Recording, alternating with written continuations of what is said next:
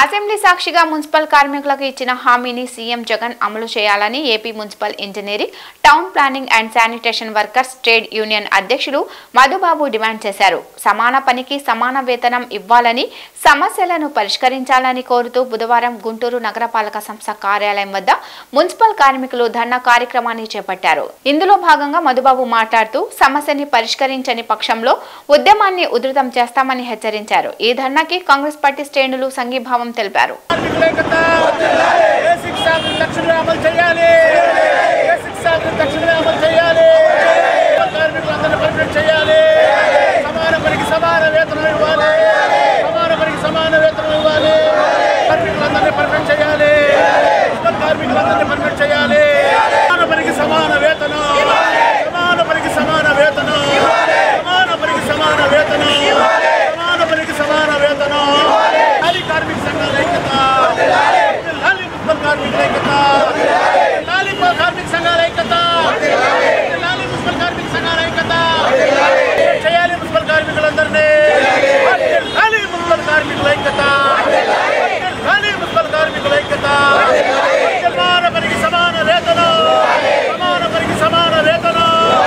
సమాన వేతనం తగ్గట్టుగా పర్మనెంట్ కార్మికుడికి బేసిక్ ఎంత ఉంది? 20,000 ఉందా, 22,000 ఉందా, 21,000 ఉందా? ఆ బేసిక్ని మాకు కూడా అమలు చేయమని అడుగుతున్నాం. ప్రతి ఒక్క మున్సిపల్ కార్మికులకి మీరు ఇచ్చే హెల్త్ అలవెన్స్ మాకు అవసరం లేదు. ఈరోజు మీ ప్రభుత్వం హెల్త్ అలవెన్స్ ఇస్తానంటే ఏది 2-3 కేటగిరీలకి వచ్చే ప్రభుత్వం ఉంచుతారో లేదో తెలియదు. ఒకవేళ మీరే ఉంచుతారో లేదో మాకు తెలియదు. ఎందుకంటే 2022లో మీరు జీవో నెంబర్ 7 తెచ్చిన తర్వాత పారిశుద్ధ్య కార్మికులకి ఏదైతే హెల్త్ అలవెన్స్ ఇచ్చారో ఆ హెల్త్ అలవెన్స్ తీసేశారు. 3,000 రూపాయలు జీతం పెరిగిందని. తర్వాత మేమందరూ కొట్లాడిన తర్వాత మీరు మళ్ళీ హెల్త్ అలవెన్స్ ఇచ్చారు.